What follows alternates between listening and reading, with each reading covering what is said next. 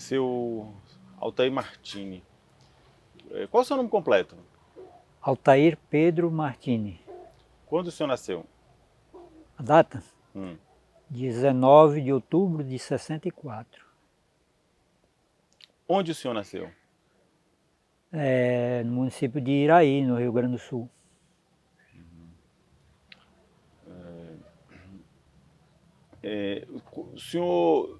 O senhor é filho de quem? Qual é o nome do seu pai? Qual é o nome de sua mãe?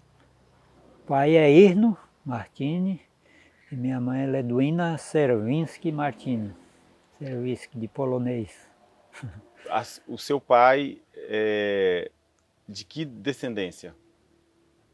Italiano, O seu, Martini. o seu pai é italiano? Não, meu bisavô. Seu bisavô. Meu avô já era brasileiro. Né? E sua mãe? Também a mesma forma. Meu bisavô, no caso, o avô da minha mãe era polonês. E já o pai dela, já o meu avô, já é brasileiro também. Por que que o seu bisavô, por que que os seus bisavós, por parte de pai, vieram para o Brasil? Agora, aí eu não sei informar muito direito isso, né? Porque, na verdade, em casa nós nunca tivemos uma conversa nesse sentido, né? Por que que eles vieram no Brasil? Isso aí eu não sei. E os seus bisavós, para o lado materno, também não conversavam isso em casa? Não, Você chegou a conhecer seu bisavô ou sua bisavó, seus bisavós não. materno, paterno? Só os avós. Só os avós. Talvez nunca a gente teve conversa assim, porque, na verdade, quando nós viemos para cá, para Transamazônica, eu tinha 11 anos ainda, né? Então eu era criança. Se tinha esse tipo de conversa, talvez assim, eu não participava, né? Porque, sabe, criança não entra muito nesses detalhes, principalmente naquela época, né? Que quando os adultos falavam, a criança não se metia no meio, né? Hoje já é um pouco diferente. E eles não mantinham, né, o contato com os parentes da Europa? Eu acho que não tenho notícia disso, se eles mantinham contato. O senhor não sabe nem de que região da Itália os seus bisavós paternos veio, nem de que região da Polônia os seus bisavós maternos vieram? Nada disso? Não. Uma sobrinha minha teve agora na Itália no ano passado, no começo da pandemia, até teve que adiantar a viagem de volta por causa disso. E até ela, inclusive, ela teve nessa região dos Martini lá, até tirou foto de uma empresa lá com... Mas eu não me recordo, ela falou até a região, mas eu não me recordo mais qual é a região. Então o vínculo com os seus parentes da Europa foi completamente perdido? Completamente. Ninguém tem contato nenhum.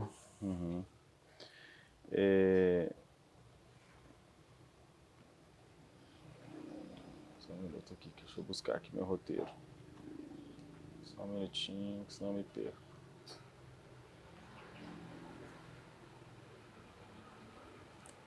Porque também, né, como eu disse, naquele tempo a gente era criança, não tinha muito envolvimento nisso. Aí depois a gente veio para cá, sabe como é que era aqui naquela região? Só mata, né? Mal que tinha era o correio, uma carta para ir ou para vir demorava um mês. E aí assim, na verdade a gente ficou totalmente distanciado, né? Não teve muito... Então o senhor viveu no Rio Grande do Sul apenas até os 11 anos de idade? 11 anos. E o que o senhor lembra de lá do lugar onde o senhor vivia até esses 11 anos? Qual a sua recordação?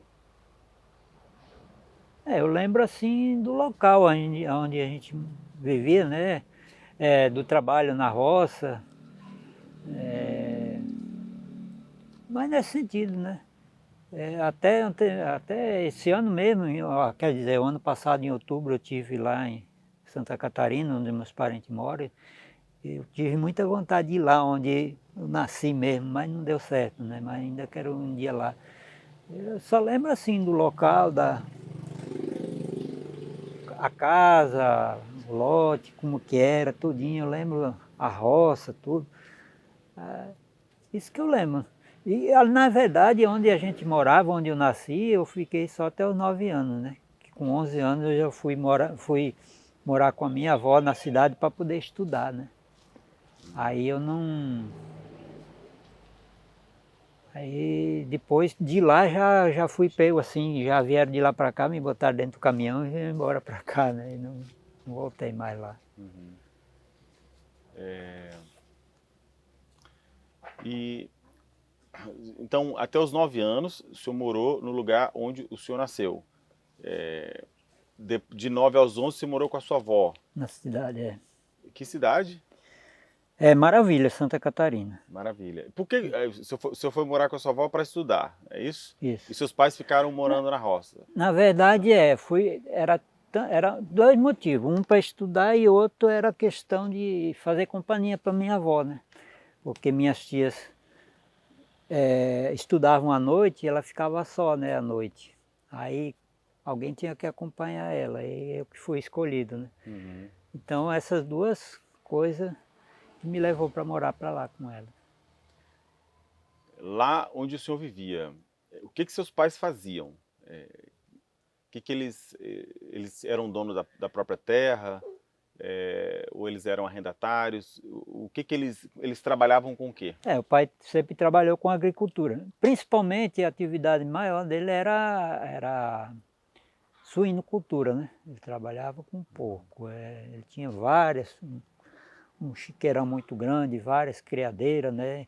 Então a atividade principal, a roça servia para produzir, para alimentar os bichos, né? Então a principal atividade dele na época era pô, com que ele fazia dinheiro mais, né? Uhum. E minha mãe era professora. Ela foi professora até quando nós viemos embora para cá e ela largou, né? Mas ela era professora e o pai trabalhava na roça. E lá, o senhor foi para casa da sua avó para você estudar, e quando o senhor chegou aqui, o senhor teve oportunidade de continuar os estudos? Na época tinha uma escolinha lá o nosso lote é bem próximo num lote que era comunitário, né? Antigamente chamava-se Linha Gaúcho. E agora é Ouro Verde. É referência ao time, naquela época era chamado Ouro Verde, né? Aí como os gaúchos saíram quase todos, ficou acho que 10%, e aí a maioria era outra aí, mas não convém mais esse nome Linha Gaúcha, né? E que não vão colocar, então, vamos colocar Ouro Verde. Aí ficou Ouro Verde até hoje, né?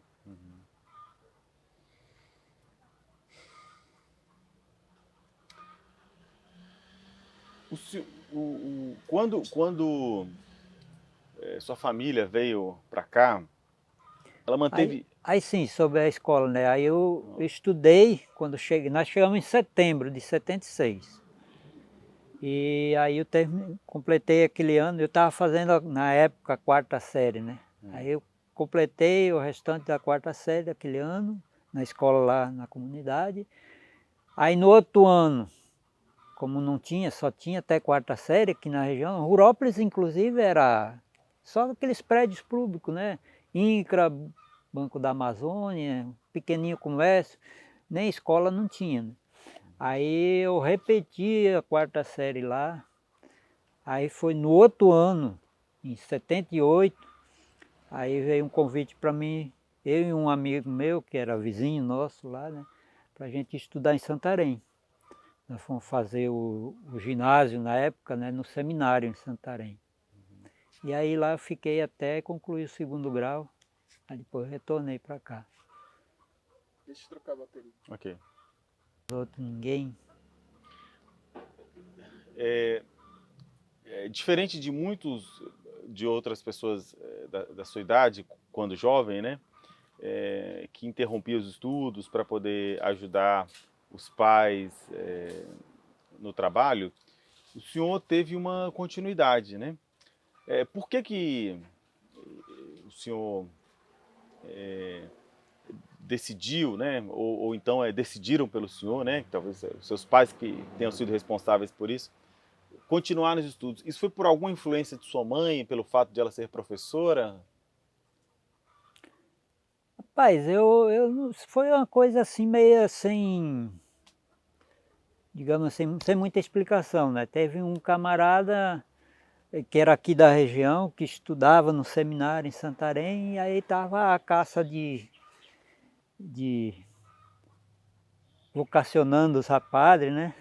E aí nós dois, como a gente era muito envolvido com a igreja, eu e esse colega meu, Sérgio Scalabrin, filho do Cerilo, fomos perguntados se a gente não topava estudar, né? Aí não, eu sempre pensei em continuar a estudar, mas só que na época, como eu disse, né? Aqui só tinha a quarta série e acabou, né? Então só eu e ele, nós topamos e fomos. Também não tinha tantas vagas assim, né? Para dizer, ter condição de ir mais jovem. A restante da juventude, meus irmãos, outros da minha idade, colegas também, não estudaram por falta de oportunidade, né? Então, é isso. Aí na época, inclusive, eu fui para Santarém, no seminário, aí de lá fui morar com uma família, depois fui para o segundo grau, também bancado pela igreja, né? Só que eu saí antes de terminar o segundo grau, terminei o restante por conta própria. Aí também outra oportunidade que era faculdade. Na época só Belém na época. E aí como é que camarada que nem a gente tinha, a situação que a gente vivia, como é que ia para Belém estudar? Eu cheguei a fazer inscrição para o vestibular, né? Quando foi na hora de fazer a prova, eu nem fui fazer porque não tinha perspectiva de onde ficar, onde morar em Belém. Né? Só em Belém, não tinha nenhum conhecido, nada. Como é que eu ia para lá? E aí parou aí. O senhor quis tentar vestibular para quê? Para qual curso? Eu tinha, a inscrição que eu tinha feito era para administração. Administração. Perfeito. Aham. Bom, então a sua ida para Santarém para estudar foi para o seminário. O senhor viu isso como uma oportunidade de ter acesso ao estudo ou o senhor acreditou que o senhor pudesse ter alguma vocação religiosa? Não, a minha ideia era mesmo, eu tinha vontade, eu tinha vocação de ser padre. Inclusive não fui por questões mesmo, digamos assim, políticas, né? Na época tinha o movimento sindical, na época o Sindicato de Santarém era muito forte, né? Meu pai logo desde cedo se envolveu, ele foi delegado sindical inclusive, e aí foi a questão, digamos assim, ideológica, eu acho, né? Porque a parte da igreja não aceitava que comunista pudesse ser padre. Naquele tempo tinha aquela ideia de que para poder, que quem fazia esse movimento sindical tal era comunista, aquela coisa toda, né? Então eu sofri muita pressão nesse sentido e chegou ao ponto que eu decidi, rapaz, já que é assim, eu não vou viver a vida toda nessa pressão. Se eu sou comunista e não posso ser padre, então largar de mão. Aí abandonei, saí de um dia para outro e larguei de mão, pronto. Aí continuei, porque eu estava já no final do segundo ano do ensino, do segundo grau, né? E aí terminei o segundo ano e fiz o terceiro por conta própria, pelejando, trabalhando para poder pagar a mensalidade. Era uma manda, era caro, né? Mas eu consegui. E aí, pena que eu não consegui fazer a faculdade, né? O senhor trabalhou, o senhor morou em Santarém de que ano a que ano? Eu fui em 78 até 84, terminei secundário, 86. 86. Fiquei mais 2 anos lá, depois aí eu voltei para a região. 74 a 86. Você morou lá 12 anos. 12 anos. Foi um tempo bom na sua vida, isso lá? Eu acho que foi. Foi bom, para mim foi bom. Inclusive eu tive a oportunidade de me preparar, né? E aí, quando voltei para a região, assumi várias tarefas, né? Fui 2 vezes secretário do sindicato aqui de Europa, fui presidente. Depois assumi uma cooperativa, né? E aí eu trabalhei inclusive na fundação como secretário, né? A Fundação Viver, Produzir e Preservar lá de Altamira, como secretário um tempo. Apesar de não ter muita experiência e coisa, mas eu fiz isso aí e até hoje, né? Isso eu acho que me ajudou muito, porque até hoje onde eu estou, eu sou secretário lá da organização lá da comunidade, sou secretário lá de uma sociedade, um cemitério que a gente tem lá. Então eu acho que essa parte de estudo ajudou muito, né, para que eu pudesse desenvolver essa, que é uma atividade muito difícil, principalmente secretaria, estudo, a parte de estudo, que a maioria dos nossos agricultores não tem, né? Na igreja, então, o senhor sofreu uma pressão para deixar o sindicato por conta da sua atividade sindical? Eles acreditavam que o senhor era comunista, então eles queriam que o senhor se desfiliasse? Como é que era Não, na isso? verdade eu nem era afiliado ainda. O pai que participava. Por conta de o pai participar, e de vez em quando eu saía para participar de uma assembleia ou de uma visita, que naquele tempo tinha muitas visitas, delegacia, coisa assim. Quando eu tinha digamos assim, um tempinho que eu saía e participava, né? E aí comecei a ser chamado, olha, você tem que decidir, você quer isso ou você quer aquilo, né? Aí de vez em quando, você já decidiu o que você quer isso ou você quer aquilo? Você quer ser padre ou quer ser sindicalista? Aí, Meu, eu estou só participando, isso não quer dizer que, né? Não, mas isso complica, não sei o que e tal. Então aí foi até que uma hora eu, como diz outro, espanei o parafuso, né? Dá pressão muito assim. qual seminário foi esse? Aqui no Seminário de Santarém, Seminário São Pio X. São Pio X. Tá certo. Mas na época dessa pressão maior eu já estava no segundo grau, né? Já estava lá no No Dom Amando? do Amando. Aham. Entendi. Bom, então, Apesar de que eu acho assim, eu não posso imputar esse problema à igreja, porque foi alguns indivíduos de dentro da igreja, né? Que eu acho que até, digamos assim, a elite lá da igreja, né? O bispo, não sei, o nosso reitor, talvez nem soube disso, né? Mas eu acho que até foi uma falha minha de eu não ter comunicado, né? Sofri pressão de algum grupo e aí na época não tinha muita experiência e tal e acabei, né? então se lembra quem? Mas eu não prefiro não comentar nome, né, quem Tudo foi. bem, Tá? não tem problema. É. Bom, e aí o senhor com 11 anos de idade veio para a Transamazônica, né? Depois que o senhor veio, ainda manteve vínculos com os seus parentes do Sul? Não, até hoje. É. Eu já fui 2, 3 vezes para lá. Fui agora em outubro, eu tive lá. Tive lá. Mas assim, mais na cidade de Chapecó, né? A maioria das minhas tias mora por lá, né? Então eu tive lá, tive no Paraná também agora, em outubro, né?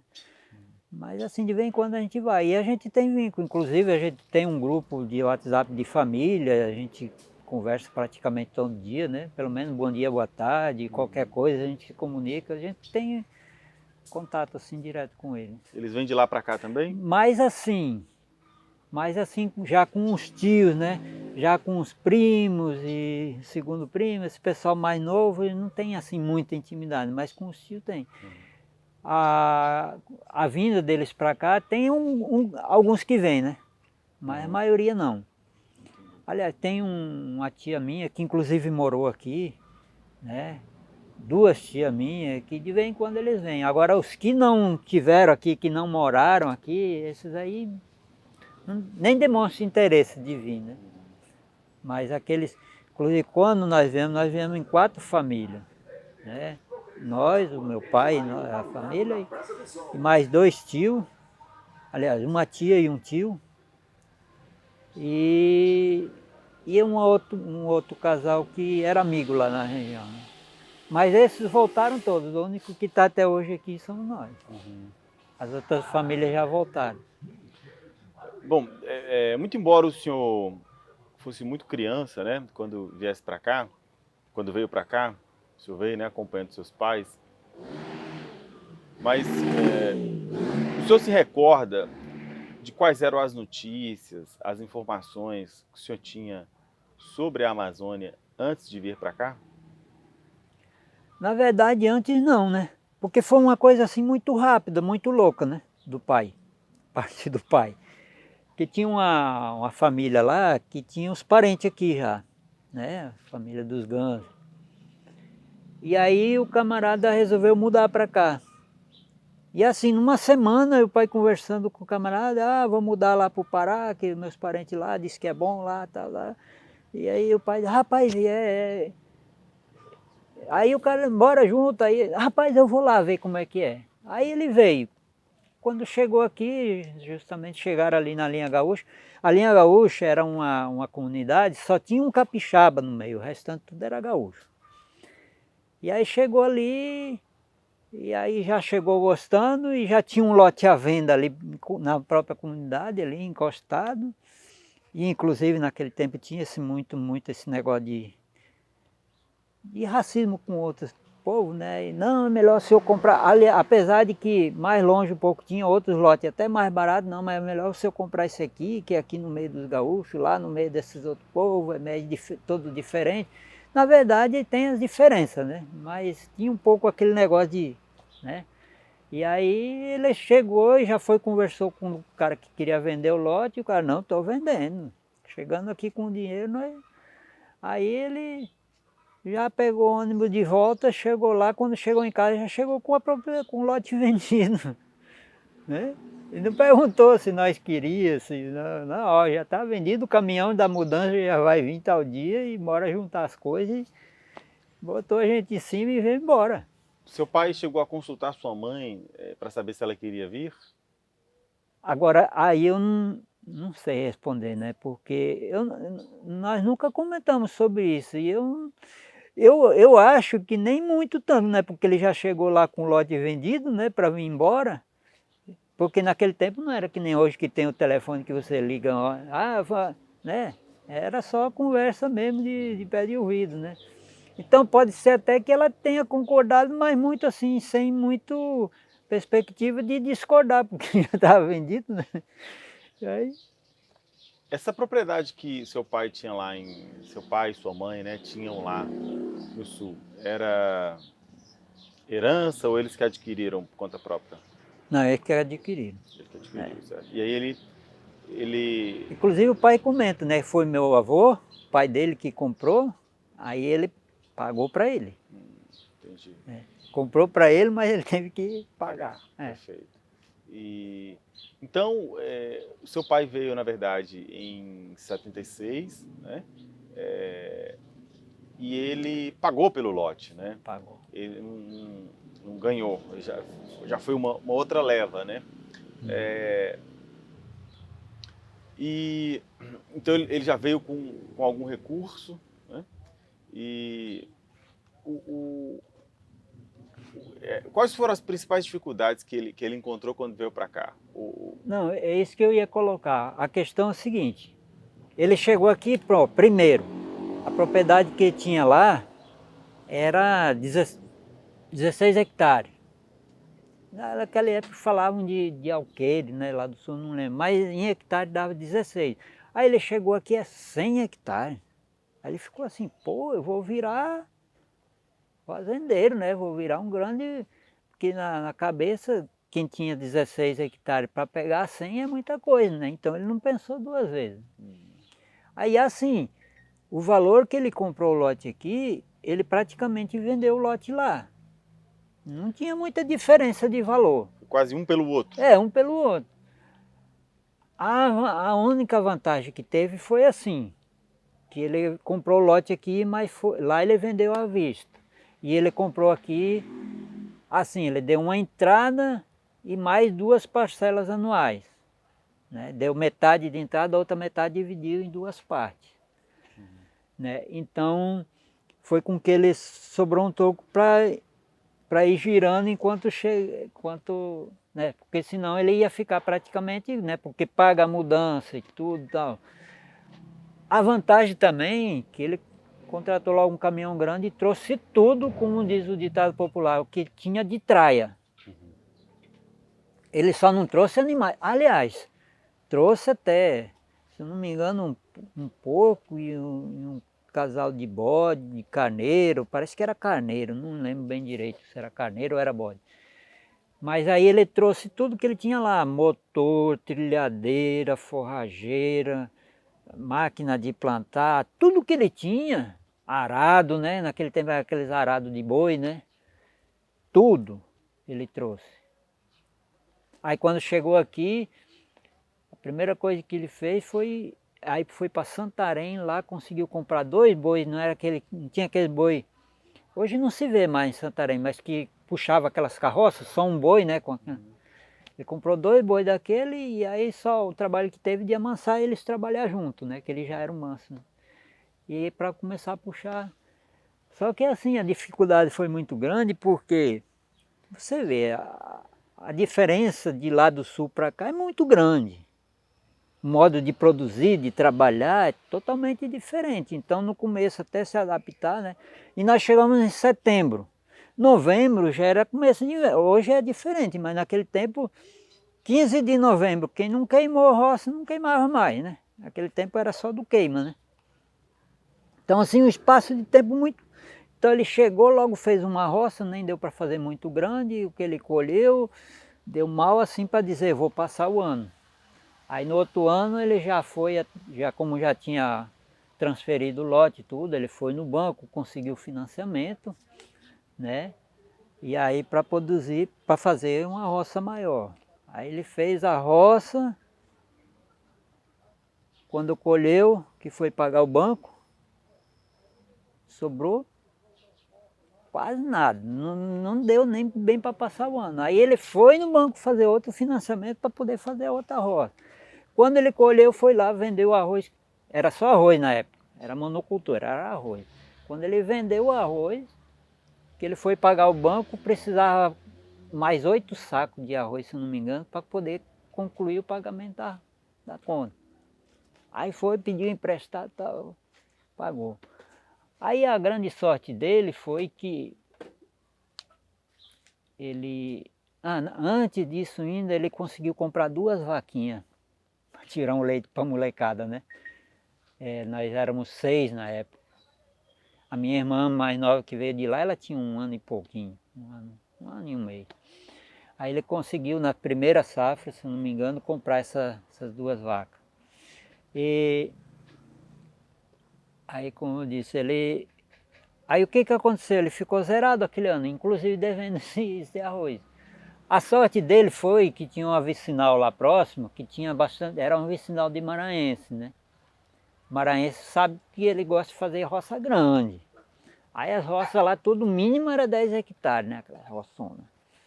Mas a pessoal, como é que ia bater no cacete, né? O arroz de uma roça desse tamanho.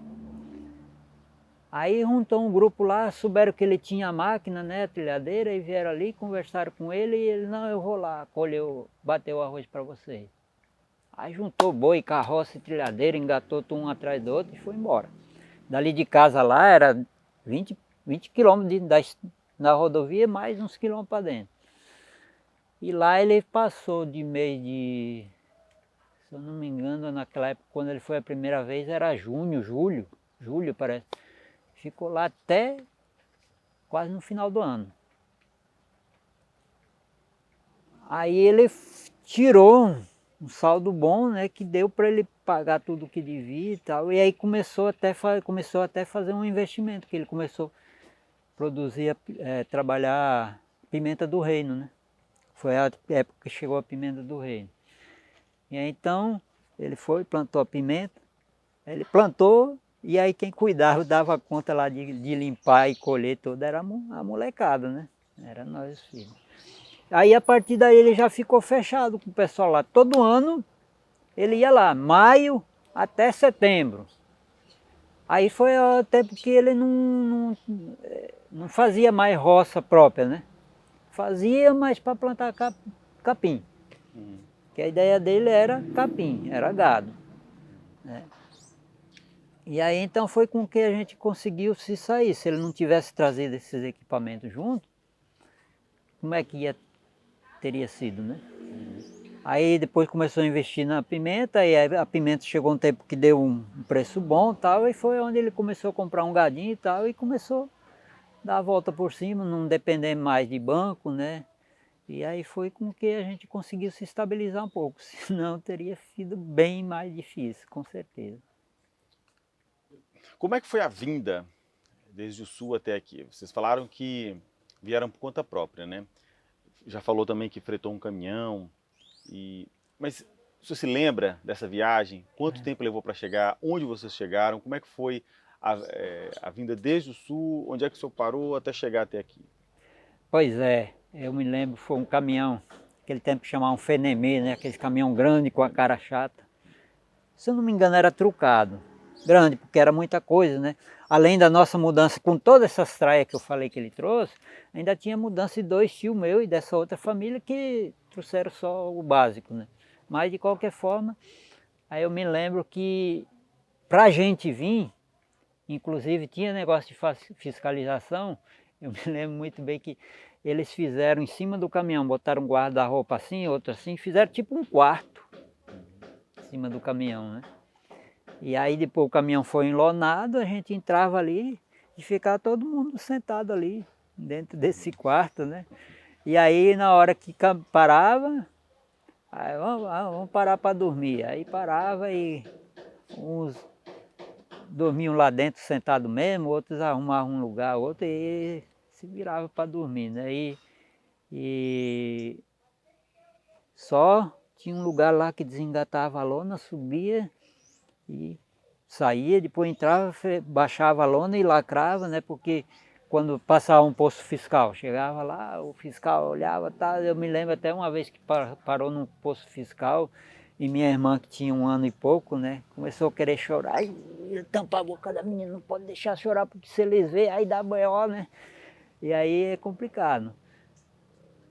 Por um lado foi sofrido por causa disso, né? Mas por outro lado assim foi até divertido porque a gente veio conhecendo, né? Quando era um dia parava, vamos parar meio-dia aqui, me lembro num lugar lá na beira de um rio que tinha tipo um bosque, a gente parou, vamos descansar aqui, ficamos um dia parado lá, né? E era bom.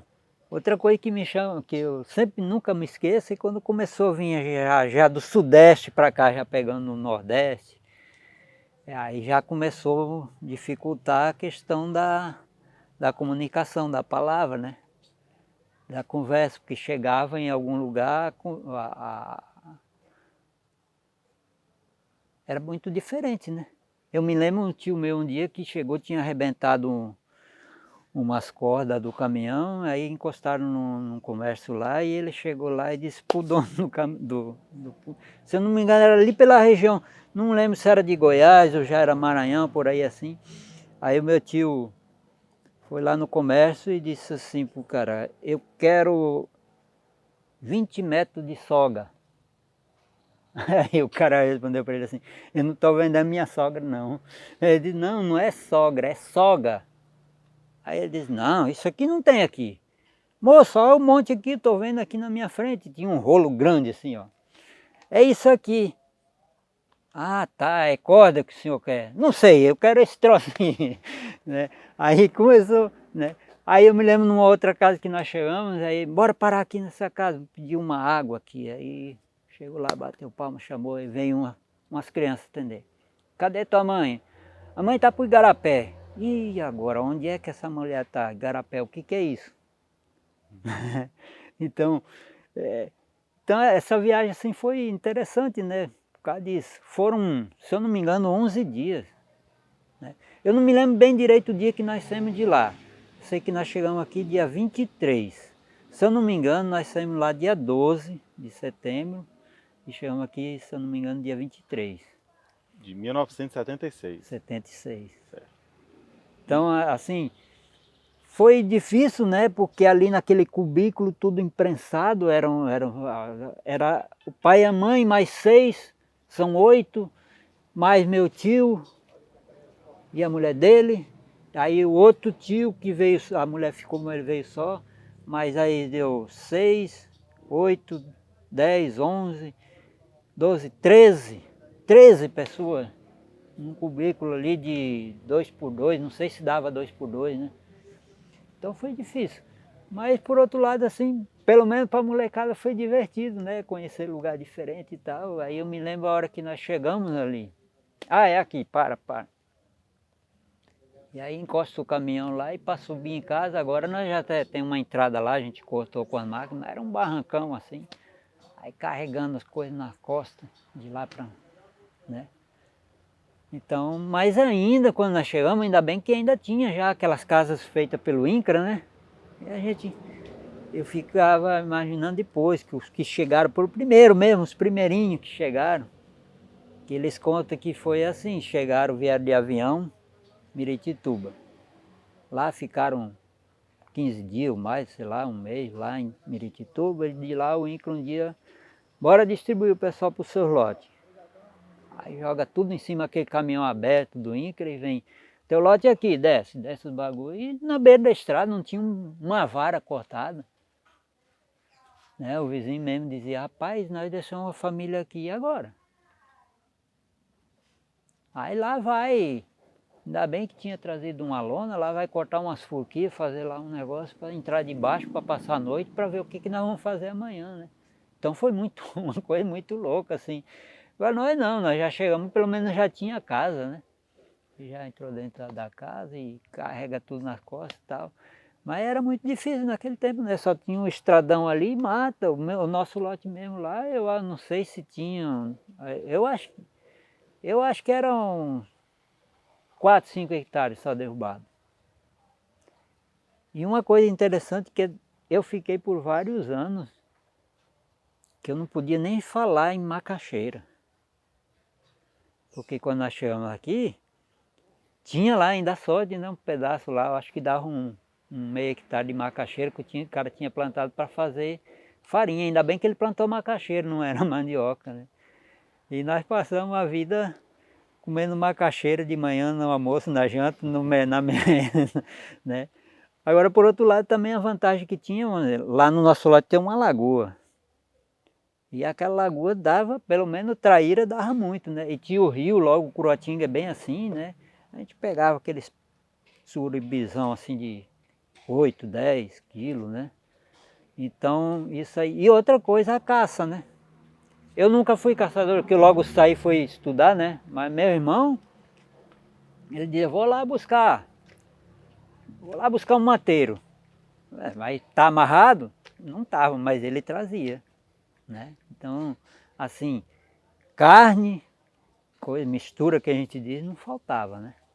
Então, importante, o que salvou o povo foi isso, né? Porque na época o bicho vinha, eu me lembro um vizinho que disse que fez uma casa de palha, né? A primeira casa foi de palha, e quando viu tinha um bicho raindo lá, foi ver, que bicho é esse? Depois que ele foi saber que era a tal de anta, né? O bicho vinha dentro de casa, como diz assim, ei, estou aqui. Seu Pedro, eu posso fazer 2 perguntas. Primeiro eu quero que o senhor explique o que é mateiro, para quem não sabe, né? E a segunda, o senhor chegou aqui com sua família em setembro, né? Então isso era o quê? Começo de inverno? Naquela época, como é que vocês fizeram, né? Porque vocês não conheciam a terra, não conheciam o clima, né? Como é que vocês chegaram imediatamente? Já foram produzindo? Ou vocês tiveram alguma assistência técnica, algum direcionamento em relação à terra, à feitura das coisas, né? Do que vocês deveriam cultivar primeiro? Bom, a primeira pergunta, né? Mateiro é o veado, né? O veado. Aqui chama mateiro. Tem 2 tipos de veado. Tem o veado maior, né? Aquele mais encorpado, que é o mateiro, e aquele mais miudinho, tipo um bodinho, aquele é o foboca que a gente chama. Foboca. Né? Então, é isso. Realmente, nós chegamos aqui porque na época era assim, aquela época. Novembro começava o inverno, a chuva, só ia parar em maio. Não é que nem agora. Antes, né? Anteriormente. Quem não queimava a roça até 15 de novembro, dificilmente conseguia queimar, que já era chuva. Nós chegamos em setembro. A princípio, no começo, a orientação foi mesmo dos moradores que moravam ali antes, né? Ali era tudo gaúcho também, né? Então, seu Hino, é o seguinte, o senhor tem que correr fazer a roça, né? Porque quando é novembro, começo de novembro tem que queimar para poder plantar. E aí chegou, só agasalhou as coisas e caiu já, né? Só que bem diferente que lá, né? Lá trabalhava com boi, arado e tal, aqui foi atrás de comprar ferramenta, né? Foi-se para primeiro brocar o mato e depois para derrubar. Aí para derrubar agora, no machado, as mais finas, né? E aí essas grossonas, aí vai, aluga, contrata um camarada para vir com motosserra para derrubar. Aí depois, no outro ano, já comprou motosserra, né, e tal. Mas no começo foi assim, bora lá, pediu fazer, aí era o pai, meus tios que vieram junto e já arrumaram mais um pessoal para ajudar e se botaram logo fazer a roça. E aí naquela época não era outra coisa, era arroz, né? Aí faz a roça e já corre atrás de arrumar semente para plantar e tal. E era tanto arroz, rapaz, tinha ali onde é a garagem da prefeitura, não sei, aquele prédio lá que hoje é a garagem, ali era Cibrazen, né? Enchia aquele prédio lá. Eu nem sei que tamanho é aquilo, eu acho que deve dar uns 30 por 50 ou mais, não sei. É, enchia e muitas vezes me empilhavam arroz fora e cobriam com lona, né? Que era só arroz, todo mundo só produzia arroz e era muito, né? Então foi assim, chegou e já foi correndo fazer a roça porque tinha que fazer, né? E aí deu tempo, né, de fazer. Não muito grande, que nem eu disse, a primeira roça acho que foi a base de 4, 5 hectares, assim, não é muito grande, que foi o básico para começar, né? Agora no outro ano já não, já foi roça maior. Né? Todo ano então vocês abriam novas áreas? É. Inclusive naquela época, não é que nem hoje, né? Naquela época o incentivo era derrubar e queimar. Se o Tinha, não inclusive, isso, o que acontecia? Inclusive tinha gente assim, que o INCRA, para quem derrubasse o lote todo, dava outro lote. E tem um gaúcho que morava numa vicinal, que depois o pai tirou uma área lá dentro. Ele foi assim, era aquele muito doido, né? Pai, em 3, 4 lapadas, ele derrubou o lote todo e já foi e ganhou outro lote porque tinha que trabalhar. Né? E o pior que era assim, derrubava, plantava, deixava virar juquira, para depois derrubar de novo para plantar, né? Então era uma coisa assim muito assim, não era assim, vamos dizer, você fez uma roça e aí depois você vai trabalhar todo ano naquela roça. Não, depois que chegou no final começava aqui tudo de novo, porque naquele tempo era só de derruba e queima, não tinha esse negócio de preparar a terra, né? Que nem hoje tem. Tá. E o senhor falou que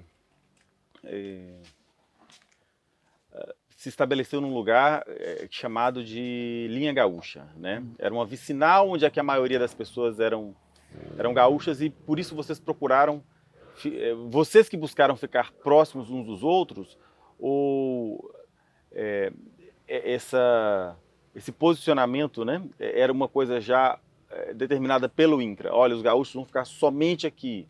Como é que era isso? Vocês que foram se acomodando um do lado do outro, ou o INCRA que determinava? Não, no começo não era vicinal, era na beira da rodovia, né? Naquela época ainda não tinha vicinal. Aliás, tinha a vicinal do Planalto, que entra bem de frente do nosso lote ali, mas era assim poucos quilômetros, eu acho que é 5 quilômetros só, né? Que tinha os moradores. Mas quando o pai chegou, foi na rodovia mesmo, é ali próximo a Vila Ouro Verde, na rodovia. E foi assim, o pai chegou do lado do sul, porque eu não sei como que foi a princípio, né? Se o INCRA estabeleceu que só gaúcho, aqui só não sei como é que foi. Na verdade, eu nunca tive essa curiosidade de saber, né? Eu sei que lá naquele pedaço foi jogado os Ganze, os Miller e os Escalabrim. Aquele pedaço. Era uma área de 5, 6 quilômetros, que é uma gleba que chama, né? Uma gleba de um lado, outra do outro. A gleba 39 e a 40. Só tinha que nem eu disse, um capixaba lá no meio, o resto tudo era gaúcho. Não sei como esse capixaba caiu lá, né? Mas só tinha esse capixaba. Aí quando o pai chegou com esse parente, que era parente dos Ganze, né? O Joanim Ganze, acho que o Manuel lembra. E ele chegou lá. Inclusive esse parente dele tirou um lote dentro da vicinal. Mas o pai foi convencido de que era melhor comprar aquele lote ali que estava à venda, porque aquele lote lá ficava aqui junto com os gaúchos. Aquele cara também não era gaúcho, né? Eu não sei nem de qual. Ele era nordestino, não sei de qual estado. Então é melhor o senhor comprar isso aqui, que fica tudo aqui junto, porque a nossa cultura é diferente daquela, lá no meio daquele povo tu não vai se dar direito e tal. Inclusive na vicinal lá tinha um lote bem mais barato. Era o primeiro lote da vicinal, que era o lote do Raimundo Buchinho, que chamava, né? O cara estava vendendo. Podia ter comprado, o valor que ele deu de entrada naquele lote, podia ter comprado o outro. Não precisava estar pagando as outras prestações. Mas por causa dessa orientação que ele teve, né? Então, resolveu comprar aquele ali e ficar ali do lado dos gaúchos, né?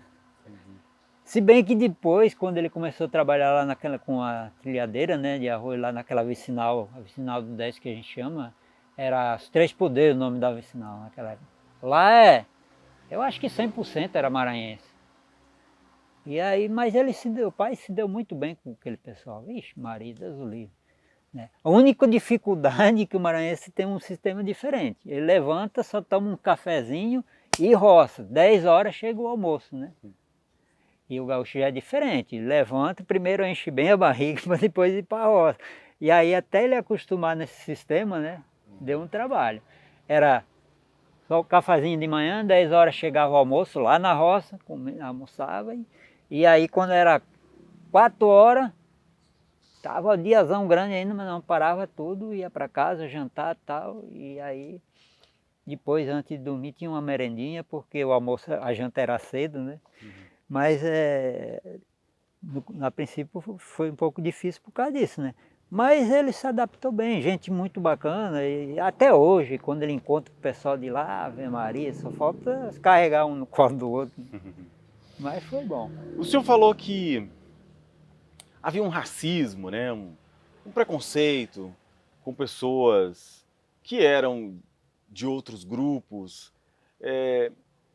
Esse preconceito, né? Isso que o senhor chamou de racismo, era de quem para quem? Na verdade, vou te dizer aqui, na verdade, eu acho que tanto daqui como de lá, os gaúchos tinham muita, não sei se é racismo, mas é preconceito, né? De nordestino, principalmente não sei porquê, naquela época maranhense. Eu, inclusive, fiquei com essa ideia na cabeça por muito tempo, né? Depois que saiu.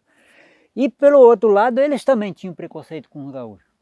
Eu me lembro quando fui estudar em Santarém, bom, Santarém já tinha bastante paraense, tá, mas também sempre tinha muito nordestino em Santarém, né? Eu me lembro, lá no seminário, era só esse camarada que veio buscar nós para levar para lá, que era gaúcho, e nós dois, mais um outro rapaz lá de cima, lá perto de Placas, que também foi lá para o seminário. Era só nós 3, 4 que era gaúcho. Ei, menino, mas nós era malhado, ó. Caramba, né? Eu até que não levei tanto apelido, né?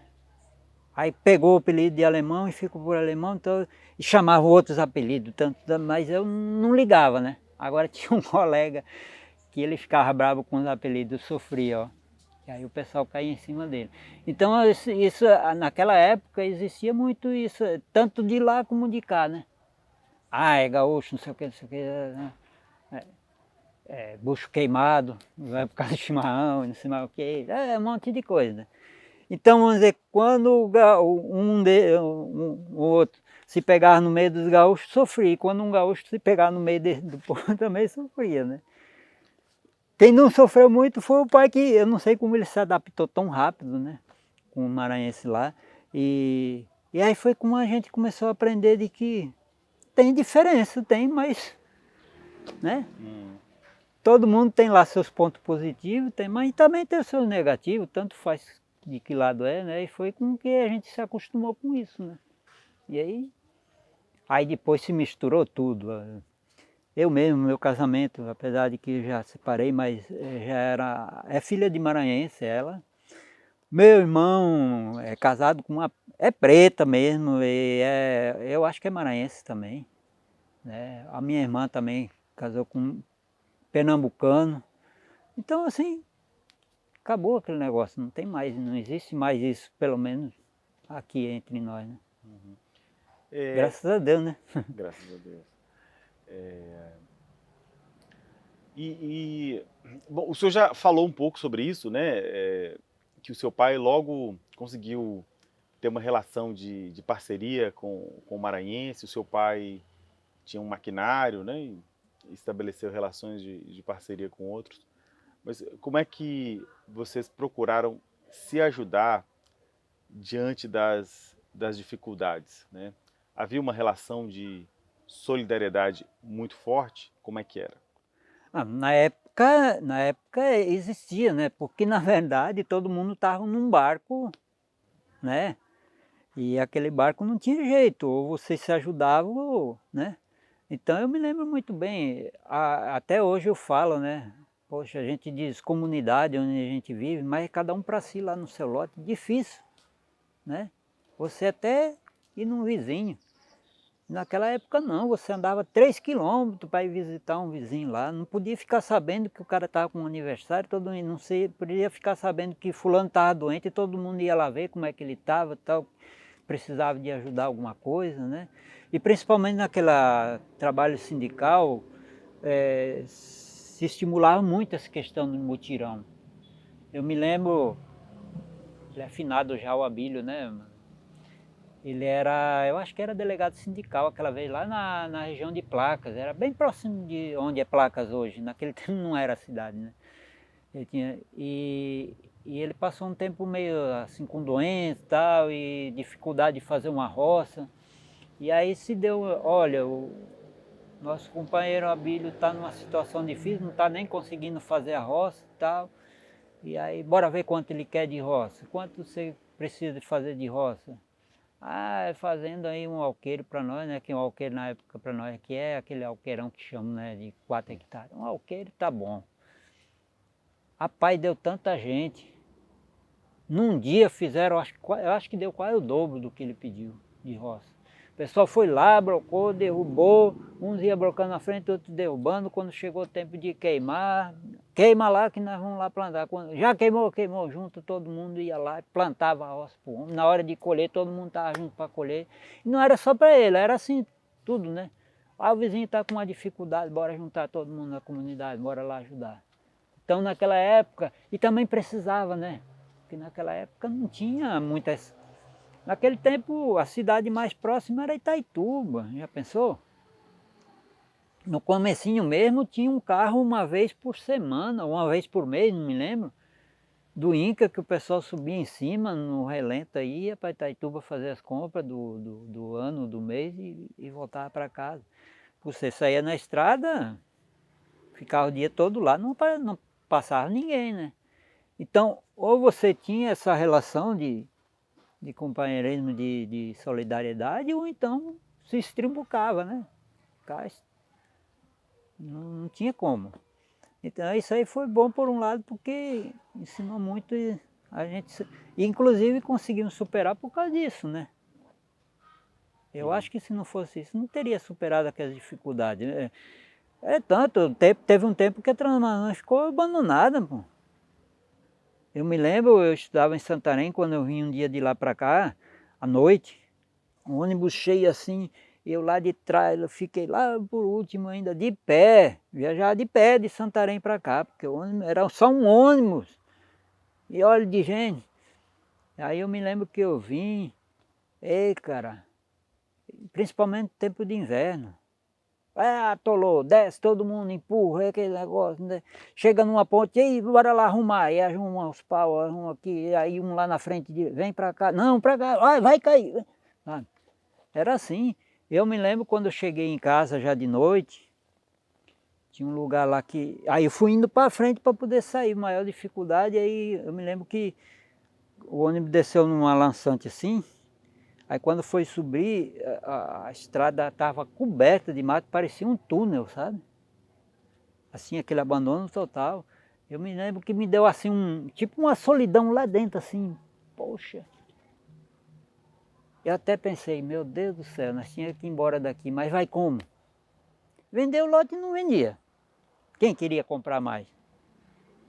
Aí botar a mochila nas costas e voltar lá para o sul, como? que lá 1 hectare de terra dava para comprar um lote, 2 aqui. Como que você... Aí o jeito é aguentar, né?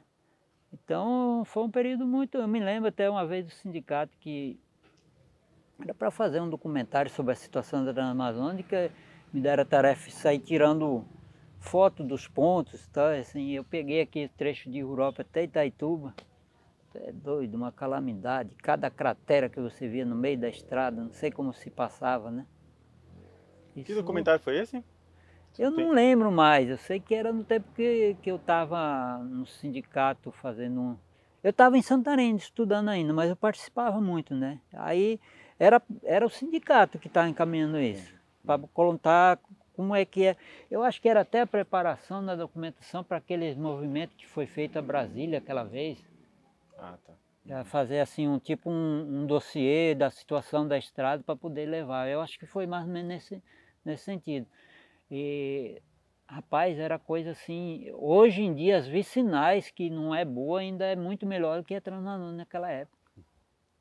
Você sabe, a Santarém-Cuiabá aqui passou anos sem ter tráfego nenhum, né? É mesmo. De Novo Progresso para cá, para o 30 ali, para Meritituba, não sei quantos anos ficou, que tinha até mato já dentro da estrada.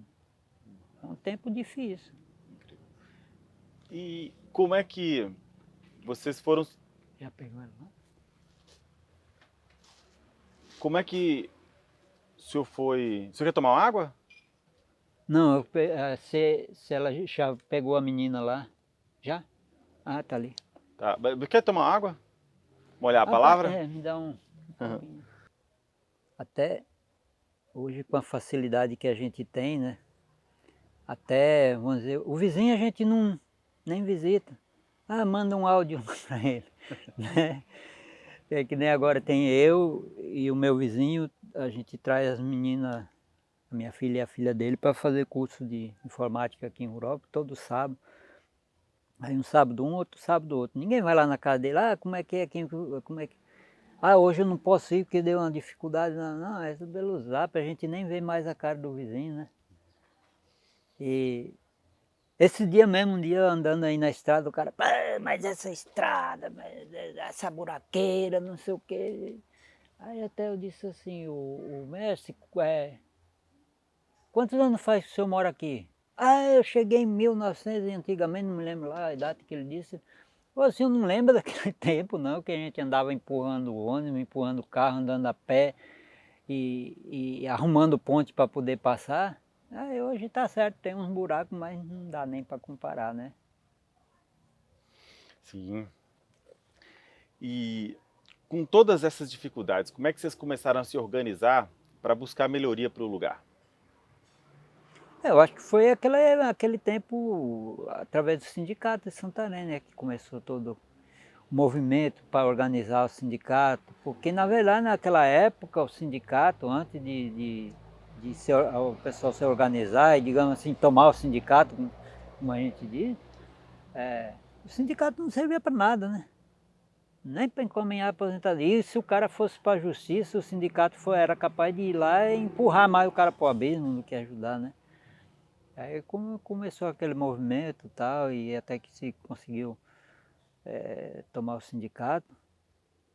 E aí, a partir daí que começou, né, se organizar. Foi aquele tempo que se organizou aquela caravana para Brasília, né? E eu acho que aquilo lá foi um marco para mim, porque foi a partir dali que começou a melhorar, né? Deu-se uma reformada bem geral na estrada, né? Que eu acho que passou um tempo aqui, que eu acho que passou uns 5 anos, que a gente não sabia o que era uma máquina, né? Então deu uma reformada na estrada e tal.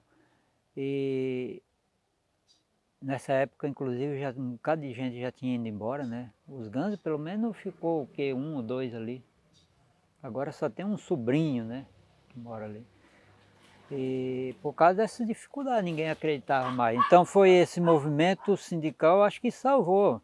E depois, né, o movimento, junto com o movimento pela sobrevivência na Transamazônica, que a gente chamava naquele tempo, né, que hoje é a fundação, né, foi feita toda aquela luta lá para Brasília e aí a gente conseguiu começar a recuperar, né. E aí depois, o pessoal, muita gente que não gosta de comentar isso, mas eu acho que começou a melhorar mesmo depois que nós mudamos o governo também, né?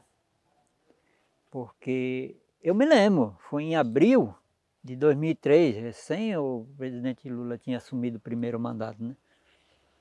Eu tinha que ir para Altamira, eu estava fazendo um curso, era a última etapa, se eu não fizesse, perdi o curso todo. E não tinha como ir. Aí fui com aquele, tinha um avião de malote do Baza. O cara me pediu um dinheiro que não tinha nem condição. Aí um colega meu disse, por que que tu não faz um par de corrente para moto? Mas tem como? Tem. Aí, bora fazer. Aí, tu vai de moto.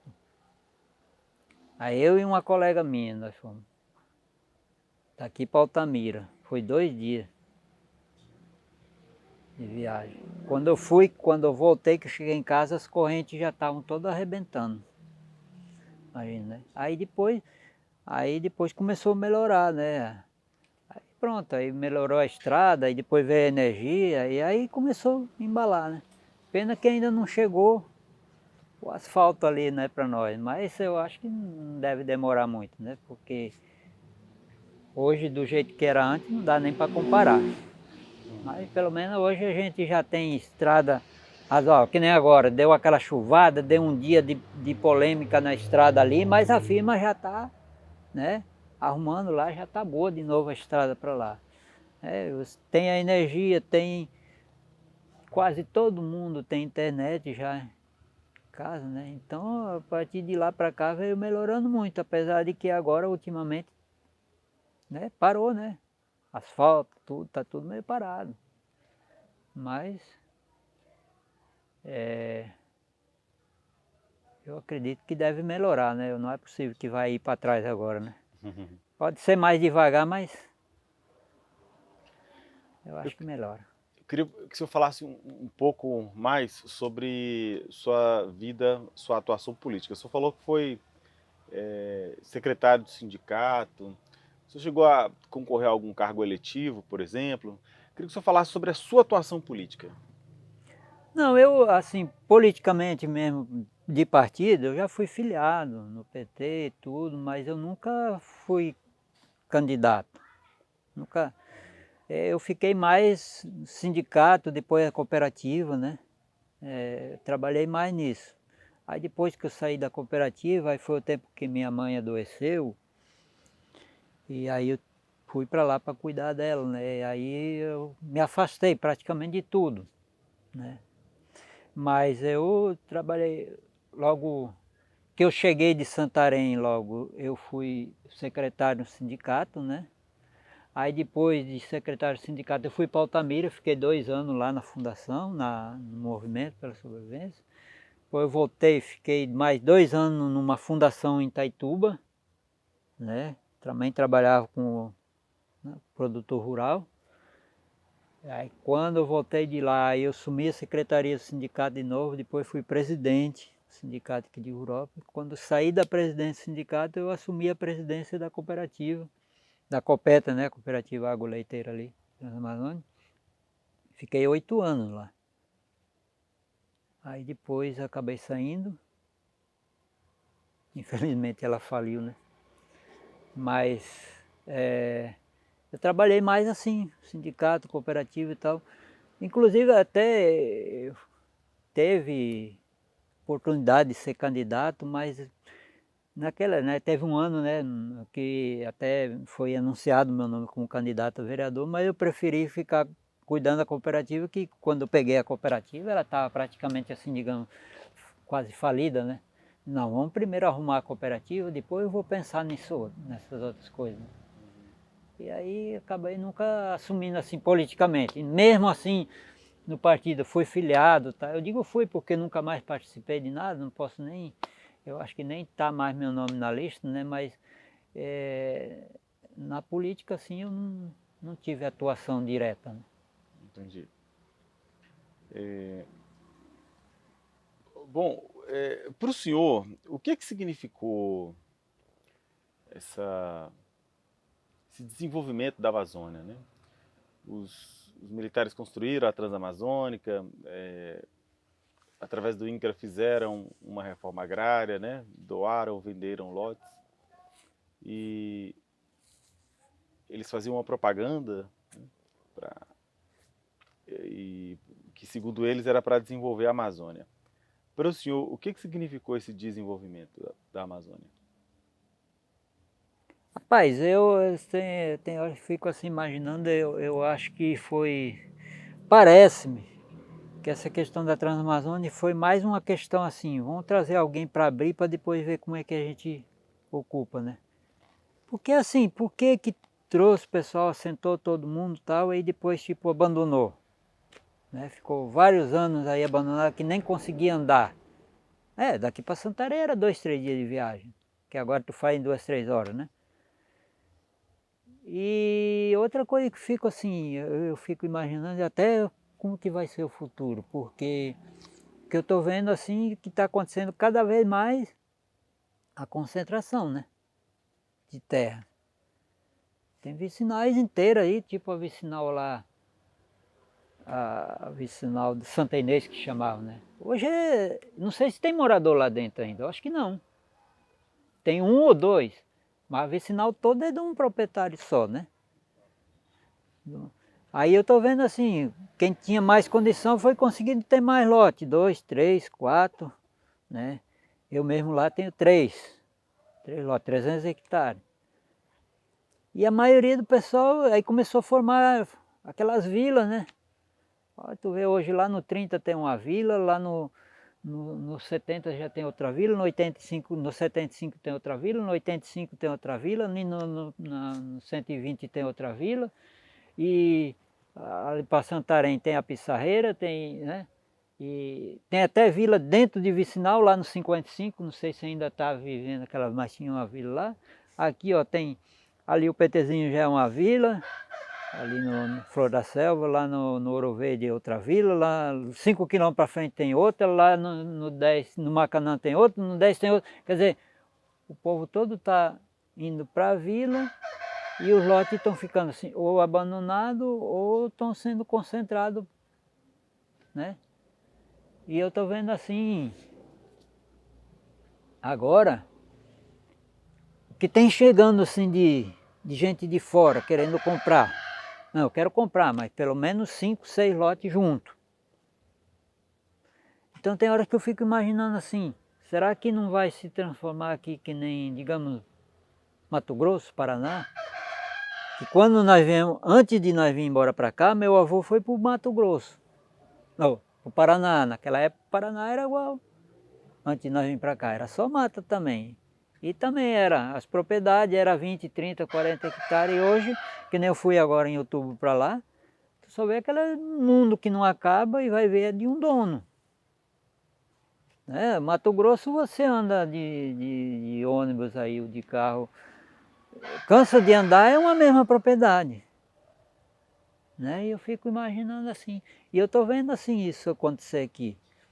A maioria do pessoal, tu vê, a minha família mesmo. Quem que está na agricultura hoje, ou na roça? Eu, de 8. Então assim, tem horas que eu fico, vai chegar um tempo que vai ser poucas pessoas, o resto na vila, na cidade. E eu não sei como é que vai ser esse desenvolvimento. Vai ser desenvolvimento? Eu acho que o Paraná é muito desenvolvido, mas a maioria do pessoal é lá na cidade, né? Então, assim, alguns concentram muito e outros... E o pior é que a gente não pode nem dizer assim, a culpa é do... Não é só do governo, nem dos grandes que vêm juntando, mas o próprio... E tem horas que eu fico imaginando, meu Deus do céu, o cara ficou a vida todinha aqui, nesse lote. Agora que melhorou, que tem energia, que tem estrada, o cara vende o lote e vai. Né?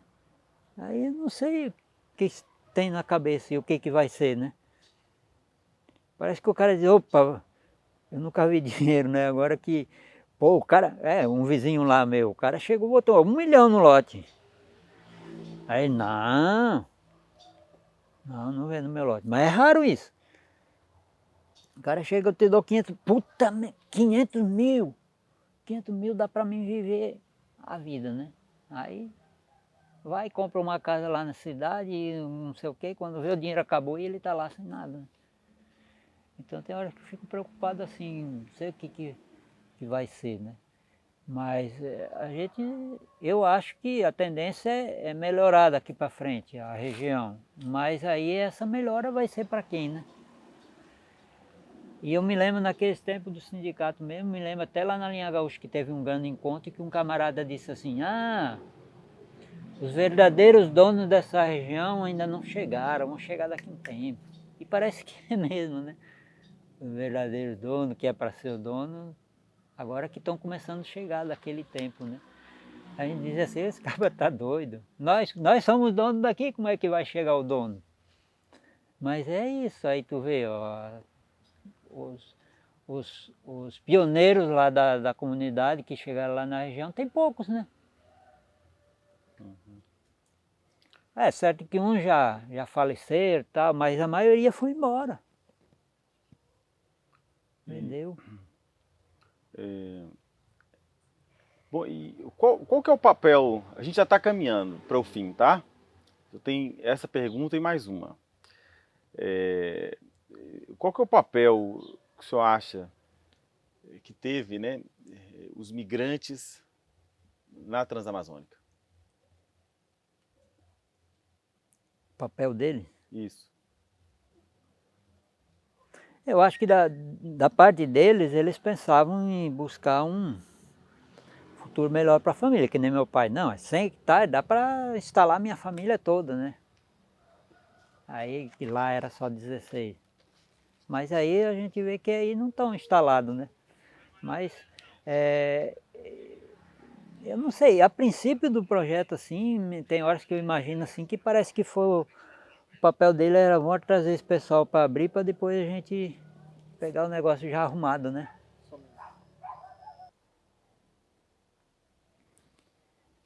Aí Então, como eu ia dizendo, né? Parece que assim, porque eu vejo assim, por que que vem, no começo tudo alegria, depois um abandono, um bocado sai, aí daqui a pouco começa a concentração, e daqui a pouco eu vou descobrir, eu não tenho isso, é oficial, mas já tenho informação que eu fiz o georreferenciamento da nossa propriedade e tal lá, e aí lá no desenrolar da burocracia lá, eu soube, não é oficialmente como diz, mas assim, a nossa região já está toda com subsolo registrado. No nome de quem, não sei, para quem, não sei. Né? Então tem horas que a gente fica imaginando assim, será? Nós viemos limpar o terreno para depois alguém desfrutar daquilo que realmente existe lá? O que é? Né? Porque, é que nem eu falei, né? O pessoal... A nossa região aqui ainda nem é tanto, né? Tem, que nem lá na nossa comunidade. Então, o cara tem 2, 3, 4 lotes, tá? Mas ainda é os descendentes e tal, né? Mas tem outras regiões aí que não tem mais. Tem vicinal aí que não tem mais ninguém de quem iniciou lá. Já é todo, né, tomado. Então, eu não sei se houve um planejamento para alguma coisa, o que foi. Mas eu sei que o negócio, eu tenho horas que fico preocupado, o que vai ser da nossa propriedade no futuro. Eu só tenho uma filha e o que ela vai... Será que vai dar continuidade ou vai ficar na mão de alguém que não sei nem quem é, né? E aí daqui a pouco o pobre mesmo só resta lá a vila ou a cidade, né? o subsolo da propriedade do senhor foi registrado, mas é isso em nome do governo?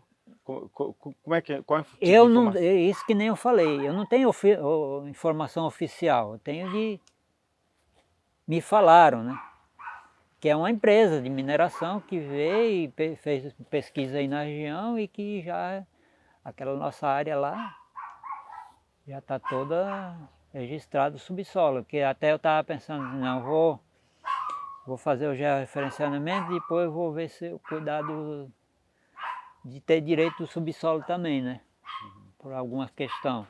Aí até o vizinho disse, não, aí já está registrado aqui, não, a gente não pode mais, né? A não ser que houver uma concessão, o quê? Mas nós somos donos só da terra aqui por cima, lá por baixo nós não somos donos. Aí a gente fica imaginando, poxa, eu sou dono, não sou dono, né? Mas o senhor pode ter direito a royalties, né? Se houver exploração mineral, o solo é o solo é do senhor, o subsolo é do governo. Mas se o subsolo for explorado pelo governo, que pode fazer concessão para a empresa, obviamente que o senhor tem direito. E o que diz a lei também é o seguinte: se o senhor tiver recurso e maquinário para explorar o seu subsolo, o senhor pode. Mas se ele já está registrado em nome de alguém, aí eu já não posso em mais. nome de alguém não pode, porque Numa empresa. o solo é do senhor, o subsolo é do governo, é do Estado. Mas a exploração desse subsolo, ela tem que se dar mediante a ocupação de quem está no solo. E se o senhor tiver maquinário para explorar o subsolo, então o senhor pode explorar o subsolo. Né? Então, para que vai dar para a empresa? Não. Se o governo falou assim, olha, aqui tem, o senhor está em cima de uma reserva de ouro. Né? Ele falou assim, a gente quer explorar isso aqui. O que você quer? O senhor vai explorar ou você vai permitir que a gente explore e pague o seu direito? Eu falei assim, não, eu vou explorar. Então tá, o senhor chega com o maquinário. Mas se já tem uma empresa que chegou lá e não pode expulsar o senhor de jeito, em hipótese alguma. Não pode expulsar o senhor. Né?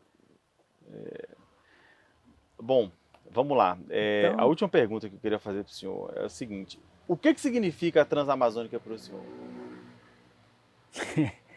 Menino, o que eu vou dizer agora? Eu não sei, para mim é minha casa, né? Eu não sei, eu acho que para sair dali, daquele lote, eu acho que só o dia que eu for lá para o cemitério, né? Porque eu não tenho outra perspectiva. Inclusive agora que eu estive lá para o sul, né? Visitando, não tem nem rumo. Até um dia falaram assim para mim, rapaz, aquela terra que era de vocês lá, está à venda, por que você não vem, compra e volta aqui? Pô, mas é muito diferente aqui, eu nasci aqui, mas eu não vivi aqui, né? Então, não dá aqui, eu não consigo mais me adaptar aqui, né? Eu estou enraizado aqui, aí para mim aqui é o meu lugar, né? Aí eu me sinto até assim, se eu tenho que sair daqui, mas é difícil, né? Então, eu não sei, meus irmãos tudo, né? São empregados, trabalham fora, moram para fora. Minhas irmãs moram aqui na região, mas na cidade tudo já, mas eu não consegui. Eu rodei, né? Como você falou, já trabalhei em Itaituba, Altamira, morei em Santarém e tudo, mas no final caí lá de novo. E eu acho que está difícil de eu levantar de lá, vai ser lá mesmo. Né? Então, para mim, é o meu lugar, né? A minha casa. Eu espero que eu consiga me segurar ali, né? Perfeito. Muito obrigado.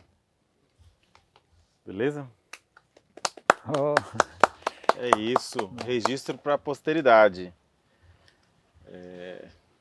Você tem algum recado para dar para os jovens que vão vir aqui para a Transamazônica daqui a uns anos, daqui a 50 anos? Qual é o recado que o senhor tem para os jovens, para as jovens, né, que são daqui do Pará, que são daqui da Transamazônica? Pode falar olhando para... Essa parte a pessoa deixar uma mensagem, né? É isso. O que eu posso dizer? Eu acho que, eu não sei, para mim, assim, eu acho que o que eu tenho que dizer assim, que a gente tem que pensar mais em valorizar, que é nossa região, né? Porque muitas vezes a gente fica pensando muito, que nem quando eu estudava, né? Eu sempre estudava pensando assim. Eu não pensava que nem a maioria dos jovens pensam hoje. Eu vou estudar para arrumar um emprego bom fora. Eu vou estudar para tocar o meu negócio na minha região, na minha comunidade, né? Então, assim, eu acho que a gente tem que não se iludir muito de buscar coisa lá fora. É tanta gente disputando por que tem lá fora e a gente esquece aqui, a nossa região, né? E que a gente muitas vezes pensa assim, é tão difícil se a gente não se preparar. Né? Eu tiro que nem a nossa propriedade mesmo. Quando eu estive na cooperativa e no próprio sindicato, fiz vários cursos, né? Eu trabalho com gado hoje, é pouquinho, né? Mas eu trabalho com gado. Mas eu, para trabalhar com gado, me preparei, fiz curso em manejo de pastagem, inseminação, essas coisas todas. Estudei um pouco sobre a questão de saúde animal, né? Como cuidar. E aí o que eu percebo que antes aonde meu pai mesmo, e até meus vizinhos, eu vejo alguns lá, que não conseguem tocar o negócio para frente, na mesma área que é onde o lote lá que a gente dizia que não tem mais solução.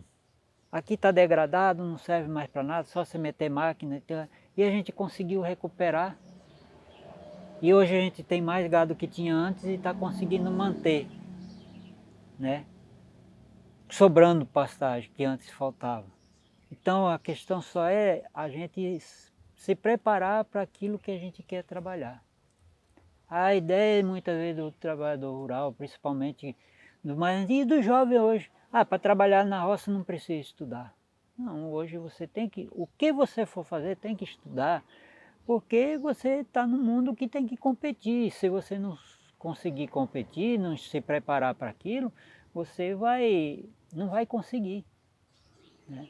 Então, é você realmente se determinar o que você quer para a sua vida e se preparar para aquilo, né?